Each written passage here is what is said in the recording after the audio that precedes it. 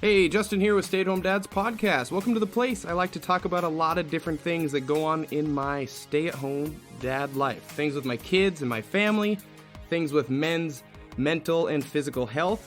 I also talk about a lot of parenting struggles I have, as well as tips that I have and other tips that I come across. Plus, I throw in a few random topics that I find interesting, and I really hope you find interesting as well. But anyways, thank you for tuning in with me today. Today is the Dad Classic episode. Yes, I am out on vacation currently, so I'm recording this little intro before I actually leave, so I can just take a break and be with my family and be with my kids and not worry about being on my computer so much. I probably will pop in and out and do some stuff on here, but a lot less than what I typically do.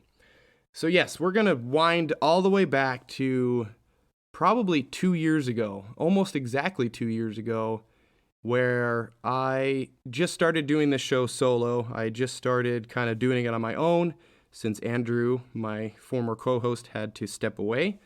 And I talk about traveling with kids. Traveling with kids, taking vacations with kids, kind of, that whole thing. And what we can do to make that experience better and just be happier on that type of thing, because yes, that can get very stressful. Now, I'm going to warn you, this is an old episode and I haven't listened to it in quite a while, but it's probably going to be pretty bad. Like I said, this was the initial when I started doing this totally by myself and I didn't know what I was doing. I still don't know what I'm doing, but I feel like I do convey myself and talk a little bit easier sitting here. So be prepared for some awkward audio and awkward discussion by yours truly.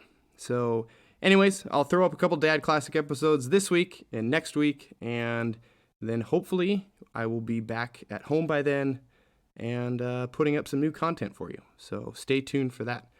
All right. Once again, thanks for listening, and I'll talk to you later. All right. So I just recently got back from vacation. I took a family vacation. We traveled as a family, right?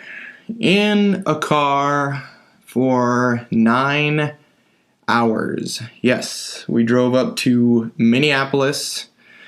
Long little road trip. But anyways, I know a lot of you travel with your kids, you go on vacation, you visit family or whatever you do. So I figured I would talk about that today. Traveling with kids, my experience, maybe give a tip or two. I don't know. I'm not a professional. I don't know. So first tip, right out of the box, give your kids an iPad. Done. All right. That's a show. That's it, right? No. All right, no. I'm just kidding. All right, we've traveled with our kids a lot, actually. We went to Jersey. That was a 13-hour drive. That was an experience. Nobody told me about Philly traffic or something called the Jersey Turnpike. That was quite an experience.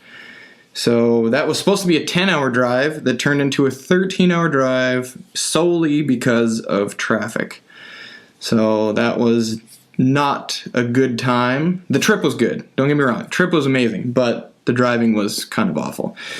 And then even last year, we took a big trip. We went to North Dakota from Indiana, and actually on the way home from that, we did a 16-hour drive straight through with 2 kids and a dog. So wasn't quite as awful as it sounds, but it was an experience. The kids did quite well. The dog did well.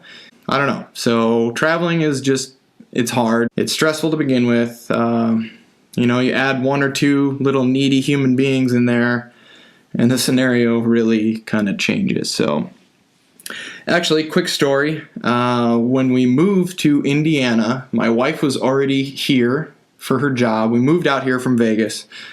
So when we moved, she was here, said that already, and I had the kids in Nevada. Well, I had to do a solo flight with at the time, this is a few years ago, my kids were 1.5 and 4.5, and I was so damn scared. I was freaking out. I was like, what am I going to do with these 2 little kids on this long nonstop flight. I was really afraid I was going to be that person, quote unquote, that person, with the screaming lap child. Kennedy was on my lap and Olivia was in a seat, and they're going to be throwing Cheez-Its around and going doo-doo in her pants or whatever and stinking up the whole plane. So I was panicked. I was a little freaked out. But anyways, for that trip, I really tried to plan ahead. I had my mother-in-law that was in Nevada with me too, and she helped me plan out as well. But I really over-planned probably, but I at least knew with my baby that I had to fill a 3.5-hour flight time with stuff and things and all of that, and I can't bank on her sleeping. For some reason, my kids never sleep on planes hardly. They never sleep in the car, very rarely. I don't understand. So if you have a tip to get my kids to fall asleep in the car, let me know, because they don't do it for me. Anyway, so I guess tip here, number 1, I guess, if I'm labeling them, is just plan ahead. I know that sounds really stupid, but how many times have you been packing for a trip, getting ready, packing your bags the night before, whatever, and then all of a sudden you're like, oh shit, I forgot to get the kids snacks, and I forgot to get a water bottle for the kids, or I forgot to load the iPad with some shows or a movie that they would like to watch or whatever. So plan ahead. I planned ahead with kid-friendly snacks. I filled their water bottles up. I had crayons and color books and trinkets and toys and all this stuff that I knew would at least occupy them for 5 to 10 minutes at a time, right? So don't forget to make lists, right? You remember from my last show I did, I love making lists. They kind of organize you. They gives you something tangible to look at. So when you're prepping for your trip, just make sure write everything down. Toys, drinks, snacks, color books, blah, blah, blah, blah, blah. Just make your list. Write it down, cross it off. It'll make your life a bunch easier. I promise. So I did that as well as I did bring my nemesis, the iPad. I know I kind of crap on it a lot, but loaded it up with some movies and some shows, some Baby Shark for Kennedy because that's all she seemed to watch at the time. And plus you can't go right to the good stuff, right? You need a lot of things. So you can't just go right to the good stuff. Can't just give them the iPad right away, then all the other stuff means trash to them, right? So, just like in a movie, you're not going to watch the climax of the movie right at the beginning. You're going to want to watch it a little later, You get what I'm saying? So I did bring the iPad, don't worry. So anyways, we got on the plane, started, the boarding process, went in and sat down, put Olivia in the window seat. Then I had the center seat with Kennedy on my lap, and then I had an open seat next to me. And I knew someone was going to sit there, and someone did. So this lady walks on, sits down, looks over at me, rolls her eyes, and then she says, well, as long as I can sleep, I think everything should be fine. And I think in my own mind, are you serious, lady? You're sitting down next to 2 kids. You're on a plane. I don't want to judge. You want to sleep on a plane. Some people can sleep on planes, but why do you need to, I don't know. You're setting a precedent in my mind as I don't want to hear those kids or deal with those kids, which is fine. You paid for your seat, you didn't pay to sit next to a child, so I understand. But I don't know, a little bit, bothered me a little bit. But anyways, get through the flight. Everything is fine. Kennedy didn't stink up the plane. Kids were actually really good. They watched their shows and played with their toys and looked out the window and did all that stuff. And post-flight, this lady actually was very pleasant to me, and she told me that my kids did a great job and that Dad, you did a great job too. And I was like, cool, thank you. But now that kind of after the fact, I thought, doesn't that kind of bring in another topic on how society views mothers and fathers, right? I'm just kind of spitballing here, but what do you think if I was a female lugging 2 little kids by myself on this plane? I think I would have been getting more looks, more judgment, more annoyance from fellow passengers than me being a single male. They would have been looking at a female in that position, just being like, oh my gosh, look at this lady. Eye roll, eye roll, eye roll. Yes, I got a little eye roll, but then they commended me on the back end, and I think they really look at me, or they look at guys with their kids like that, as the quote unquote struggling father, that, oh, that dad doesn't know what he's doing. He's out, he's out of his element. He's not used to being responsible for his kids in this manner, which, I guess that's kind of true, because I wasn't. I had just quit my job and I was just starting this journey of being a stay-at-home parent. So, maybe I wasn't, really ready for this type of responsibility. So, I don't know. Let me know what you think. Send me a message. @VegasRamer is my Instagram. Just send me a message. Let me know what you think. Maybe I'm out of line. So, anyways, the solo flight went well. Kids survived, happy, everything like that. And I know that's kind of a tough spot. Flying with kids is a whole nother ball of wax. I think in a way you have to do anything to keep your kids entertained and to keep them quiet and to respect other people on the plane or in the airport. But there's another side too, where you still have to parent. You still have to be a parent. You don't want to be one of those parents. Please don't be one of those parents that is lets their kids just go ape shit on the plane or in the airport, and then they just sit back and say, well, kids will be kids, whatever. I mean, who's the boss, right? We're not talking about Tony Danza here, so who's the boss? You're the boss. You're the parent. So, there's a fine line there, like I like to say. Anyways, back to road tripping. That's what we were talking about.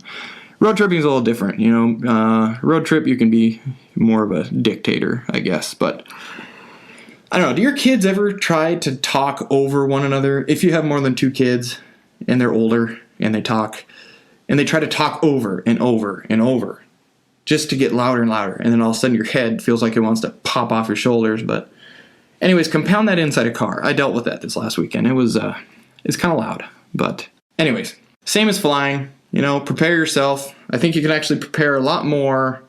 Now, before recording this, I did some research, I guess, and I tried at least to read some articles about family road trips and doing things.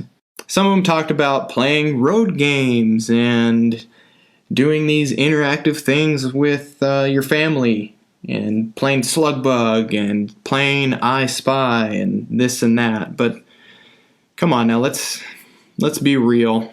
I don't think we're going to be playing those for very long. Maybe get a few minutes out of it. But at a certain point, one person has to drive the car, and that takes a lot of energy at times and a lot of concentration. And at another point, the other passenger, the other parent they're eventually going to want to read a book or check their Facebook or just have some quiet time to yourself and not be constantly engaging and constantly dealing with crazy stuff. And I don't know about you guys, but looking around kind of makes me sick in the car, especially when I'm driving. I actually know more when my wife is driving. For some reason, I can't look around all over. I get car sick. But anyways, don't get me wrong. I love my kids. I like playing games with my kids, but it's just not going to last forever. Especially being, you're on a long road trip. You're not going to play car games for 9 hours. So my girls are a little bit older, so that does help with them occupying themselves, occupying each other, whether that be with toys or games or fighting or bickering. They're old enough now to where the extended car rides do seem to get quite a bit easier. So they're almost 7 and 4 now. They're getting big and old. So yeah, the traveling is getting much easier for me. So I feel for you if you have a small child and you're traveling with them. I feel your pain because I've been there. So, and here's another tip that, more of a parenting tip maybe than a travel tip. Well, you can use it everywhere in your life. It's okay to let your kids be bored, right? They don't need to be constantly engaged or entertained 100% of the time. They don't need that. You don't need to, don't set that bar to where they need that constant engagement, I mean, think back to when you were a kid. Think back to when I was a kid. Driving in the car with family. What did you do? You played around with your sibling if you had one. You did Mad Libs. I remember Mad Libs. Those were fun. Pestered each other. Get a talking to from the front seat by the parents. You were bored. You looked out the window. You have this rolling scenery out the window. So that's what we did. Sitting in the back seat, just watch that scenery go by. I really encourage my own kids, my own daughters, to do the same thing. It's been said before, I think, on this show, is to just let your kids be bored, and bored minds become creative minds, right? So even at home, check this out. Next time you're at home with your kids and there's no tech on, no TVs or anything, just observe them for a little bit and watch their play. Watch them playing with each other. Watch them pretend and play games and use their imagination and become very creative. It's really fun. It's pretty amazing to watch.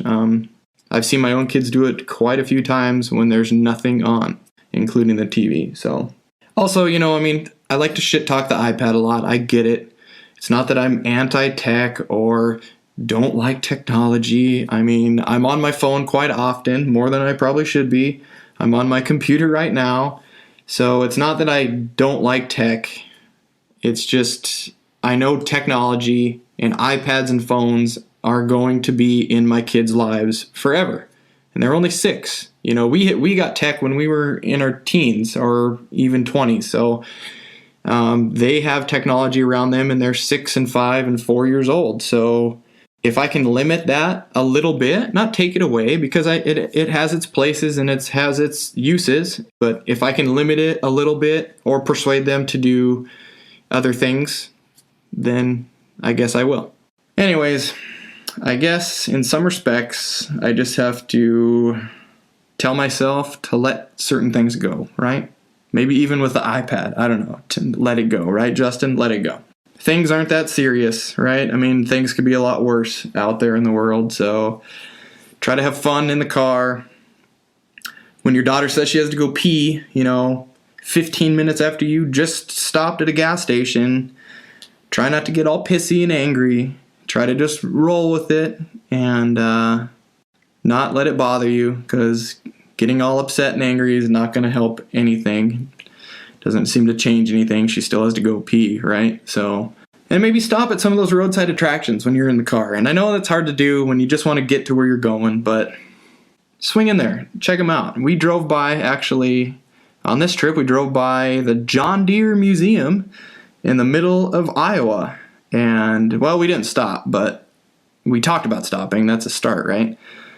But I think you should stop at those. Go see different things like that. I really think that your kids will remember these things. I think that they will appreciate them when they get older.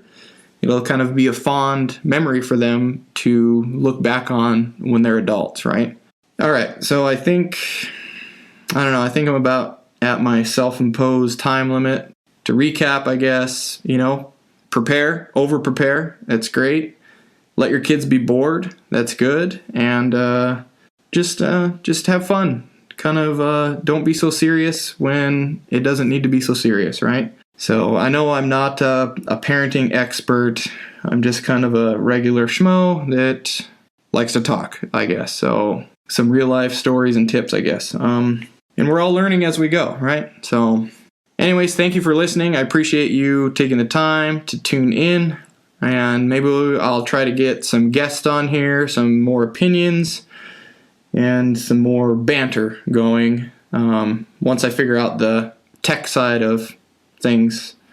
And that's it. If you have any questions or comments, or if you want to rant it back at me or yell at me, please leave a message somewhere, social media or somewhere. I'll put it in the description of this podcast.